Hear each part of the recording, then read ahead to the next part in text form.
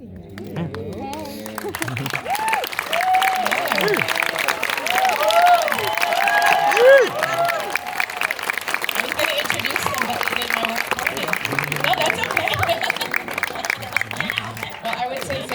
do not need any introduction, but this is Reese Witherspoon and Nicole Kidman. So I'm curious, how many of you had seen, first of all, the series at large, but also season 2 and the finale? Wow, look at that. Hi, how are you? So this was a second viewing for most of you, and did it play differently? Did it feel different the second time? Or just sort of you wanted to see it again because it was so great? Yeah. Big screen, yes. Changes the experience. Well, thank you all for being here. The two of you, I can't imagine how busy you are. You've had a few new projects come out in the last few weeks. Reese, are you holding up? Yeah. You're good. You look rested. And Nicole, amazing work on Bombshell. So impressive. Congratulations. And the morning show, of course, goes without saying. Wonderful. Yes, congratulations. So, I know we see lots of friends when we're up here. I would love to know what you remember about the very first time you met each other. And I have a feeling it wasn't on this project. I bet you don't know when I met you. This is going to be one of those horrible stories that you're like, no, it's not bad. It's good. Okay, so you had just won the Oscar for Moulin Rouge. Wow. Yeah. She didn't win the Oscar for Wait, Moulin hold Rouge. on. You were nominated. No, it was Moulin Rouge. I didn't win the Oscar for Moulin She won for the hours. I missed for the hours. Okay. Yeah, but it was for the hours. It was for the hours. And you were backstage at the Oscars, and I was there, and I was like, oh my God, that's Nicole Kidman. Oh my God, she's my biggest idol. Oh my God, I have to ask her questions. And I did. I think I cornered you, and I was like, I have so many questions for you. I'm so excited to meet you. And you were so nice and lovely. That's nice. And what But you questions had did you just ask? won, so I'm I sure think you. I was shaking and in shock, I think wasn't you were I? in shock, and I bombarded you. What questions did you ask, Reese? What did you And I want was to like, know? what was it like working on Moulin Rouge? I don't know. I just went for the hours. That's a great question. And do you have recollection of this interaction? Well, I have a recollection because we have a Nashville connection. Right. So I live in Nashville. Of course. You're Southern now. obviously, she's a Honorary Nashvilleian. Yes. I just remember us being always sort of crossing paths, but actually being in Nashville at a party one night at a singer called Ronnie Dunn's house. Oh, yeah. Yeah, and that's probably my most vivid memory of us really connecting as friends. And that was such an amazing night because what they do down there after they have an award show, they have a massive party and all the musos go and everyone hangs and people are invited. All of you can come Wednesday night. And everyone sort of sings and plays piano and plays, and I remember us singing around the piano, right? So fun. It was So so fun. fun. I do think I played the bongos that night. I was going to say that. Hopefully not McConaughey style. Only McConaughey style. Guys. That's for another Good night. reference. That image is, I wasn't there, but that image is still in my mind from when it happened. So we didn't think we'd get a season 2 of this incredible show, and then we found out we would. And what was the most difficult but also exciting part for you as actors in revisiting these roles, which probably you had in your mind okay, I've closed the book on this, exhausting, emotionally taxing.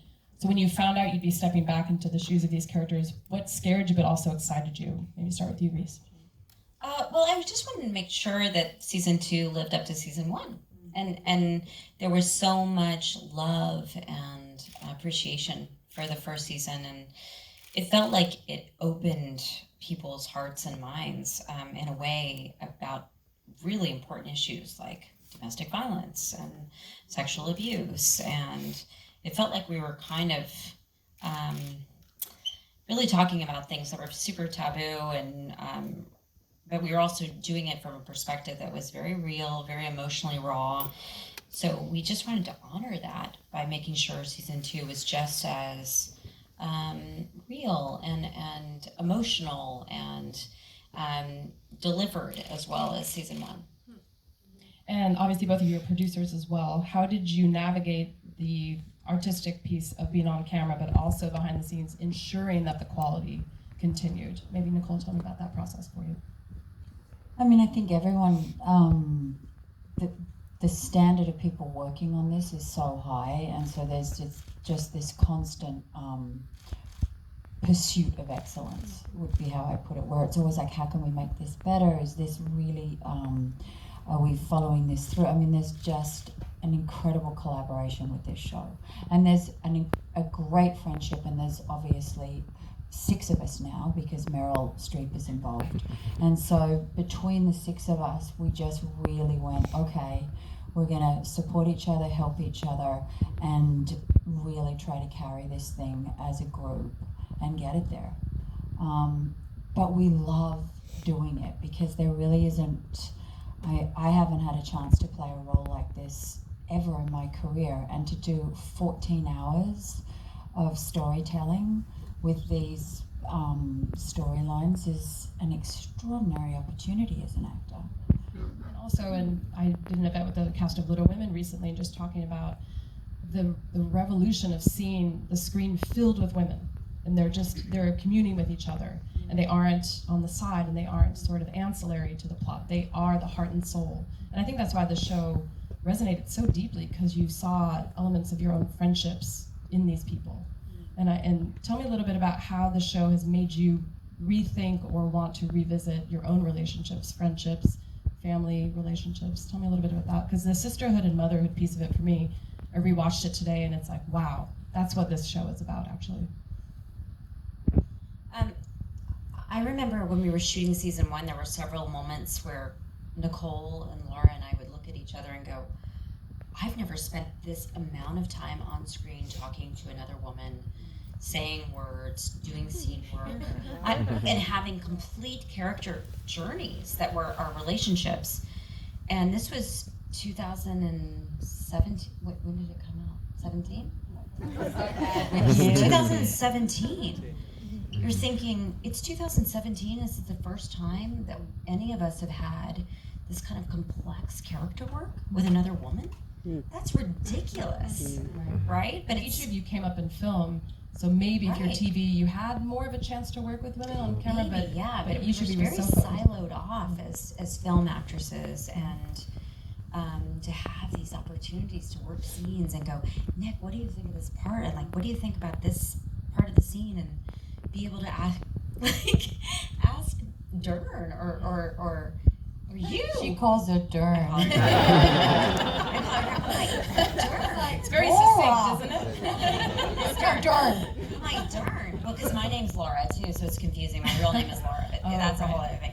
But you bring up a good point. You know, in other movies you've done, or even other television work, which I know hasn't been a ton, but were you reticent to have that exchange with a male actor? You know, what did you think of that? Should I There just adjust wasn't that? any point in saying, what do you think about my emotional growth? Or Are you saying they weren't automatically interested? interested? After my husband beat me really badly, and then I had to go to school the next day. Like, I wouldn't ask somebody what that was. It was like walking through this emotional journey where I actually had people to ask questions of. And I remember even in this season, I think it was like episode 3 or 4, I got to do a scene where I went to a therapist, and then I got to talk to you right afterwards, as you would do with your girlfriend. You'd be like, I had this really shitty therapy session, and she told me to check myself. And I go to my friend, and I'm like, what do you think? And she's like, well, I think you need to check yourself. And that's real. But I learned so much from you guys. And I love that there's scenes in season 2 of us just sitting in a car talking. This last episode, we see that. It's And beautiful. you really allow that's, you know, I mean, is it cinematically extraordinary? No, but are you letting 2 actors, female actresses, sit there and talk, which is what we do. That's just a This is still great, kind of breaking news to the business. So.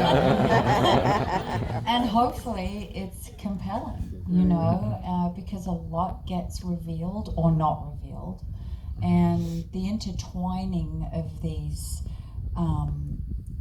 What I find extraordinary is that you have all of these storylines that somehow get woven together, and they're all rich They're all deep. And we really, with the second season, we wanted that for Zoe and for Shailene, and we wanted that to be revealed more and unraveled more, because they're such fine actresses, and to have them have those opportunities was really and it was important. wonderful to see Zoe in particular have a broader storyline. We saw more about her life and her backstory and the mother storyline, obviously. And which is dealing grueling. with something really topical, Right. euthanasia, where she's, I mean, that's really difficult material to be dealing with on screen, where her mother does not want to live. And how do you deal with that? And that's really relevant, current subject matter, as is the domestic violence, as is,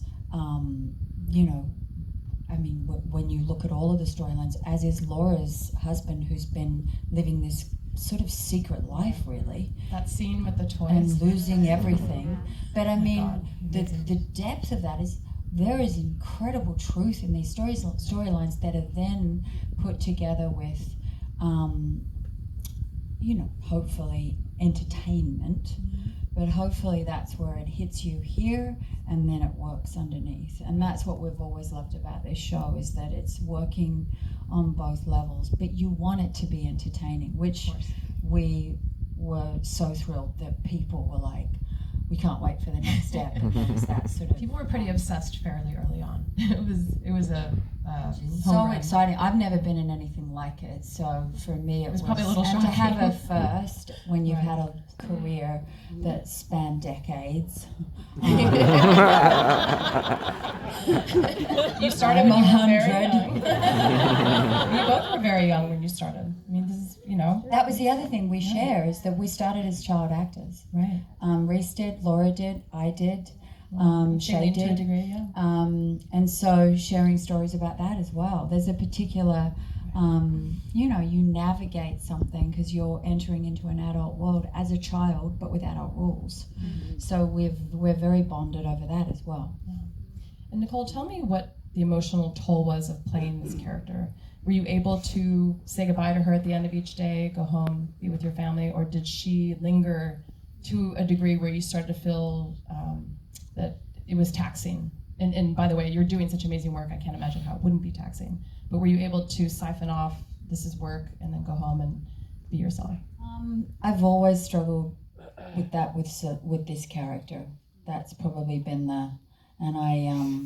it's just, it just gets in, and it's in there, and I just struggle with that. I'd love to say, yep, I've got it down and I'm technically so proficient at sort of, but no, that's not the case with it.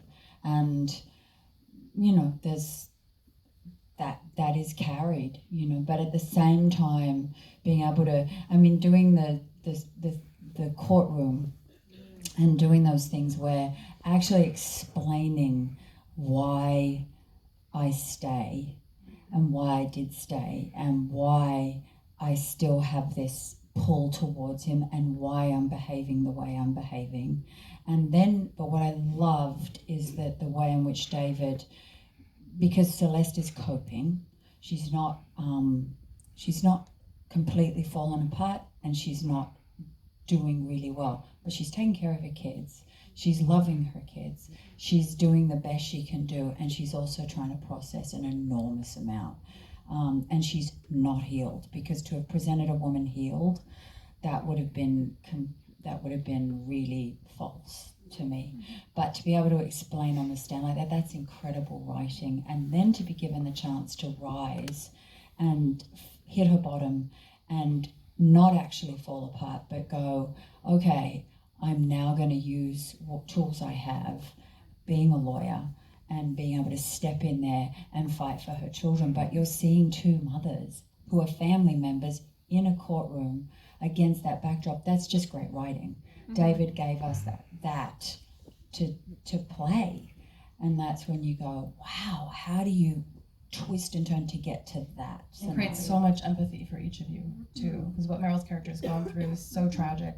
And that's, I think, maybe their commonality. And that's why they have love for each other, is that shared tragedy. And there's validity to some of the things Mary Louise is saying, but as Celeste says, I'm not letting you raise my boys, but it is actually about you, because you did raise Perry, and Perry is what he is, you know. So it's it's very complicated, and that's why it's really good when you can take the text and strip it down, and it's very, very dense, and it's so well structured.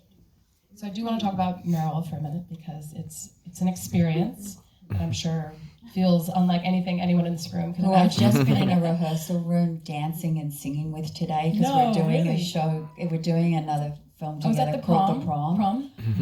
And I was like, this is bizarre. That is my life. Like, she is like out there. And I'm like, oh my God, Mary Louise.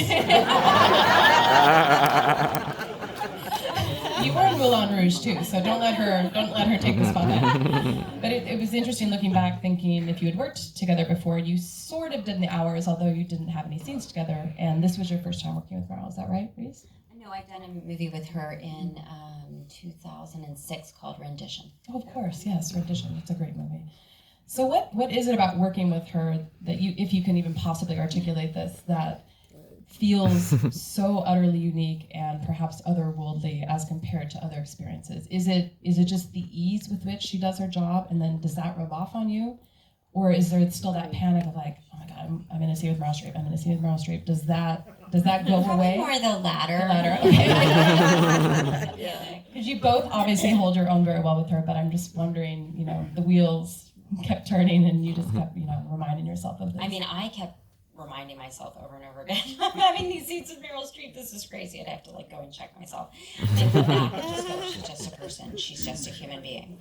But I have to say the finale, watching Nicole and Meryl, was one of the most extraordinary moments of my entire life. And watching these two, I'll never have an experience like that again. Watching these two women who I admire so much, who are the greatest at what they do, spar with each other with words. I mean, it was literally everybody was gobsmacked at the end, and everyone stood up and applauded at the end, because what you don't see behind it is that we were on a budget and on a time, and we had a finite amount of days, and we had to shoot 11 hours a day, and they had to memorize 9 pages of dialogue. And it doesn't hinge on camera moves. It hinges on their performances and modulating these performances. And each look at each other was so important and profound. And I learned so much. You know, I'm like 43, and I was like, oh my God, I'm learning so much from these two amazing women. I was just like, I better come in and I better be. So I prepared, just for me, when I have to learn dialogue, I have to learn it way in advance. I don't have that. That was actually my next question. How do you learn your lines now, especially this volume I of learn text? it where I'm working on it, so it's going in through my body. There's a particular way in which you can learn so that it's just coming out organically. So it's not like, oh my gosh, I'm learning lines. But I do learn it so that it's word perfect, particularly with this. So that because she's relying on my cues. It's very much like theater in a way. And I knew that they would shoot it like theater, where we would just shoot the whole thing. So we wouldn't cut. So it was just like, you have to be ready to go. And that's such a joy as an actor, to show up and not be cut and quick and we're going to move, and to just like, let's go. But at the same time, I mean, let's talk about Laura and Reese doing what they do together, because as much as she's saying Meryl and I, but you watch the high wire act of these two go at it, and it's astounding. I mean, it's drama and comedy, both of them, like, and you just go, no, and I've said it before and I'll say it again, nobody does it like that in the business. So I agree. And to talk about Meryl just quickly, because we should, because we just should. She shows up on time, prepared, in character. She's got a cardigan on. She's got things. She's quiet. She stays over in the corner. She steps on the set. She does it. There is no drama. There's no diva antics. There's just an actor doing her work, happy to have the job and going for it. And it's astounding because if ever anyone could just onto the set, flounce onto the set and flounce off. It's crazy. Never. I know. She is so delicate in how she does it. I'll never forget the first day we were shooting because when I get nervous, I start to ad-lib, which is sort of my magic trick, right? So we all have our magic tricks as actors. You know, it's everybody has their thing, right? It's either memorization or character or voices or accents. And my magic trick is like, I know how to ad-lib and I know how to do it well. Well, I got really nervous the first day that I was working with her and I was like, well, and we were in the real estate office and I was like, well, where are you going to live, Mary Louise? And I was like, oh God, I just said something and it wasn't the thing. And she was going to say cut. And she was like, well, I'm either going to live on she had memorized the highways.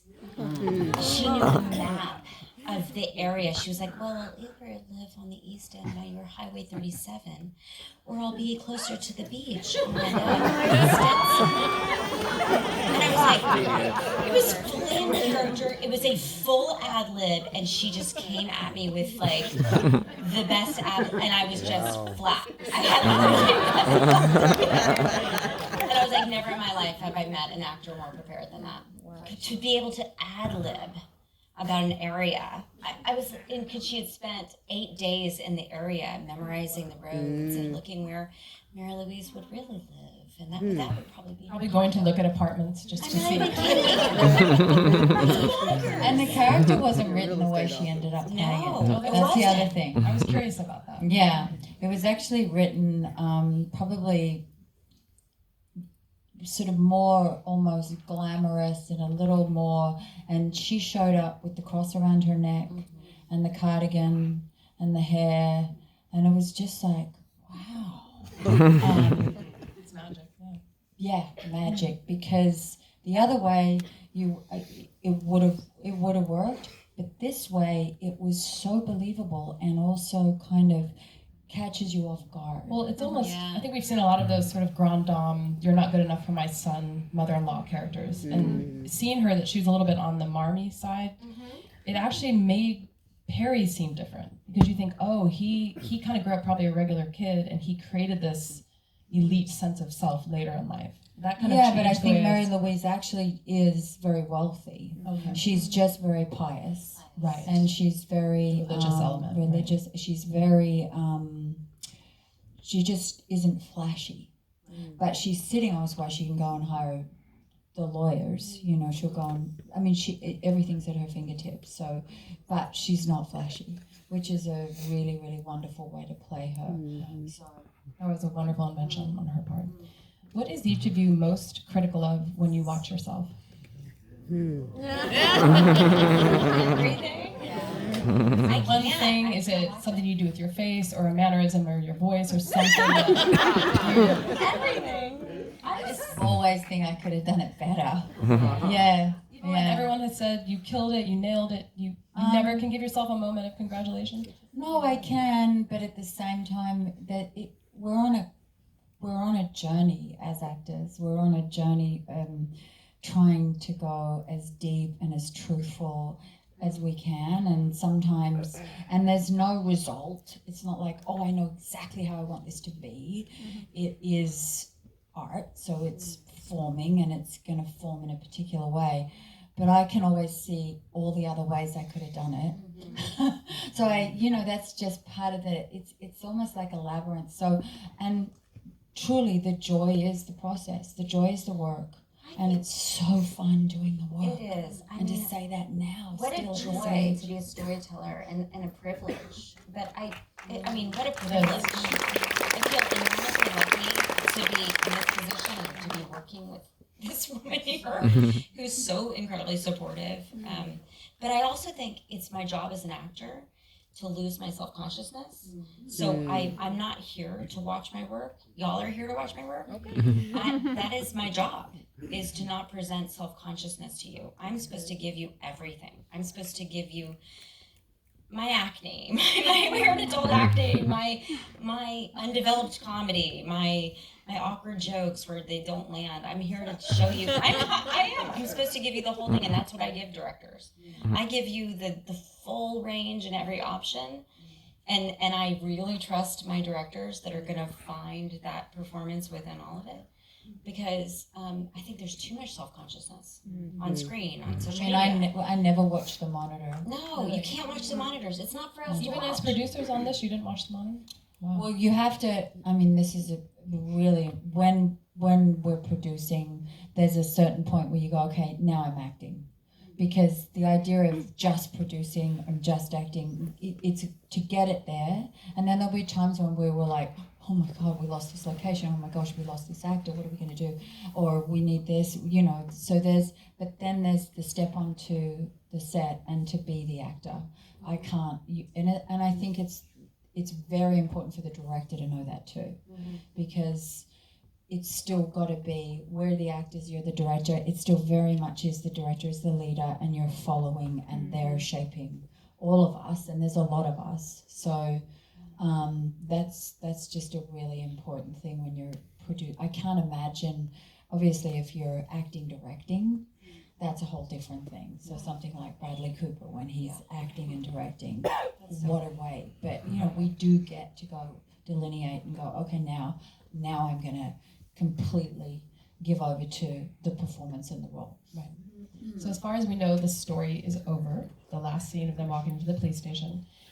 What do you think happens to these people after that moment? We can't tell you because we don't know. But we've talked about doing a season 3 because we like. I was just going to see if maybe you would bring it up. Okay. But I mean, it starts with Liane Moriarty. Okay. There really is. And she seems game to consider it? No, novelist, of course. this is the truth of it. She's always had a follow-up novel to Big Little Lies in her head. So she's always had it. It just has a different trajectory. So we can't really say anything more. If it was going to come into fruition, it would come because she would write the novel. Is probably where it would start, right? Oh, for sure. Sorry. Bigger, littler lies. Send her letters if you want it. All right, we're going to find out her Twitter handle after this. I would love to know, in the years you've known each other as friends and now as collaborators, what is something that you've learned about each other that you think would surprise people? Surprise people? Or, we have a sense of, we think that we know you because you're in our lives, but obviously I don't think we know you the way you know each other. You know everything about us.